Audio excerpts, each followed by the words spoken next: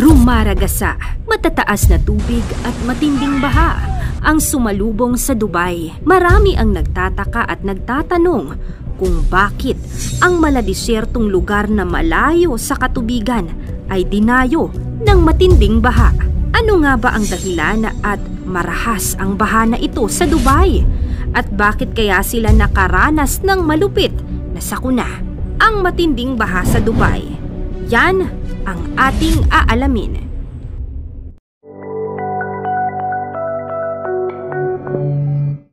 Nagsisitaas ang mga gusali, mga nagniningning na mga luxury items gaya ng mga mamahaling bags, ginto at mga diamante, mga Arabong nakasakay sa mga mamahaling mga high-end na mga sasakyan, maging ang maingay at grandiosong buhay sa gabi. Kilala ang Dubai sa ganitong uri ng pamumuhay. Sikat sa mga tao at pinapangarap ng karamihan ang ganitong marangyang buhay sa Dubai. Ang buhay na moderno sa Dubai ang isa sa pinakasikat na katangian ng lungsod na ito. Ngunit sa hindi mapigilan at mabilis na modernisasyon sa lungsod, isang mahalagang aspeto rin ang naisasakripisyo. Ito ang kalikasan. Nitong Nobyembre 2023, binisita ng hindi inaasahang dilubyo ang lungsod. Sa unang pagkakataon, binaha ang isa sa tila moderno at pinaka-advanced na lugar sa buong mundo. Maraming mga lugar ang nilubog dahil sa malakas na ulan. Ayon sa Expo City Dubai, ito na ang pinakamataas na naitala nilang datos sa pag-ulan na may 65.88 mm na sukat. Mabilis na kumalat sa social media kung paano naapektuhan ang mga residente dito.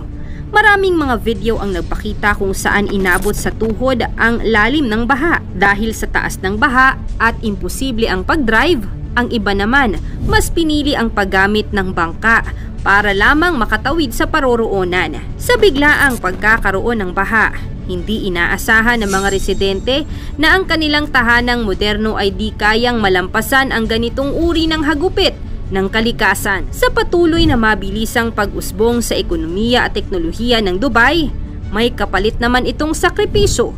Sa kabila ng modernong mukha ng syudad, marami rin itong kinakaharap na iba't ibang issue, partikular na sa usaping pangkalikasan. Dahil dito, hindi na nakakabigla kung bakit hinagupit ng hindi inaasahang lala ng baha ang syudad. Carbon footprints. Base sa per capita output ng carbon footprints, ang bansa ng Dubai sa UAE ang isa sa may pinakamalaking pinuproduce na carbon dioxide. Ang bansang may malawakang modernisasyon at urbanisasyon ay kalimitang nangangailangan ng mas malakas na enerhiya upang matugunan ang kanilang pangangailangan sa pamamagitan ng pagsunod ng mga natural gases at fossil fuels para sa kanilang pangunahing pangangailangan, tulad ng supply ng kuryente at tubig. Air pollution. Ang Dubai ang pinakamataong syudad ng UAE. Ito rin ang tahanan para sa iba't ibang komersyal na aktibidad. Batay sa survey, meron itong halos 48,000 business establishments at mahigit 1.8 million na mga sasakyan noong 2022. Sa datos na ito, masigit pa ang bilang ng mga komersyo at ang mga sasakyan kesa sa iba pang major cities tulad ng New York at London. Dahil dito, mataas ang ambag ng Dubai sa lala ng air quality sa bansa. Ang Air Quality Index ng Dubai ay nasa PM2.5, mas mataas ng 1.9 sa recommended air quality ayon sa guidelines nito. Land degradation and desertification. Malaking hamon para sa UAE ang epekto ng mabilis na urbanisasyon sa pagbabago ng klima at global warming.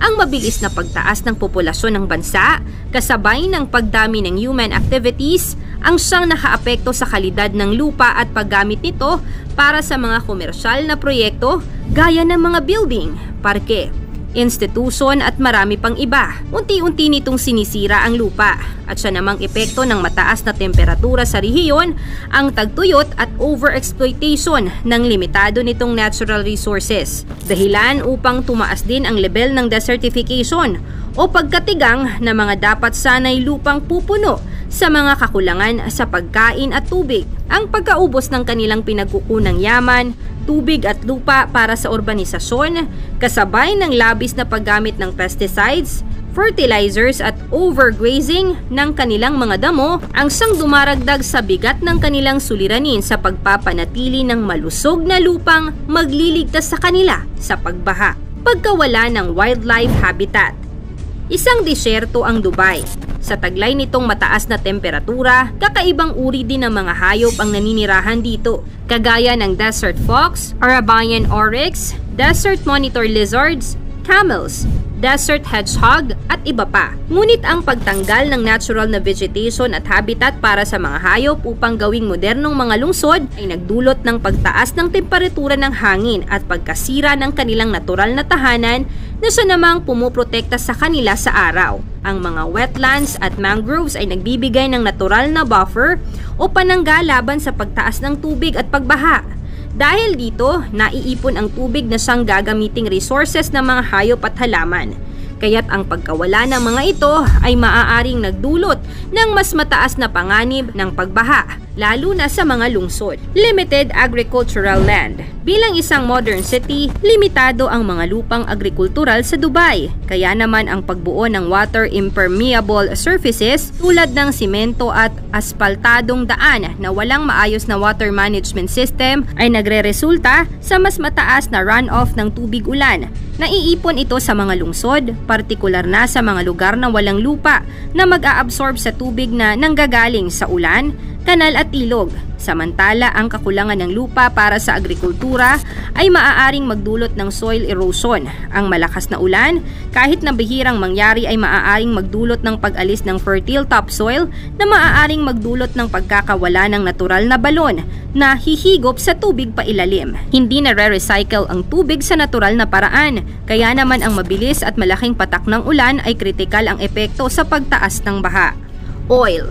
Sagana sa natural oil or langis ang UAE, kung saan matatagpuan ang Dubai. Taglay nito ang pampitong pinakamalaking natural resource of oil at pang-17 largest natural gas reserve sa buong mundo. Ang malaking produksyon at kalakal ng likas na yamang ito ang nagbibigay ng malaking kontribusyon sa kanilang matayog na ekonomiya. Ngunit kapalit ng kasaganaang ito ang potensyal na epekto nito sa kalikasan na maaaring ikadulot ng pagbaha. Una, ang pagkuha ng langis mula sa ilalim ng lupa at maaaring magresulta ng land subsidence o pagbaba ng lupa, lalo na sa mga lugar na malapit kung saan nagaganap ang oil explorations. Tandaan natin na madalas binabaha ang mga mabababang lugar. Climate change.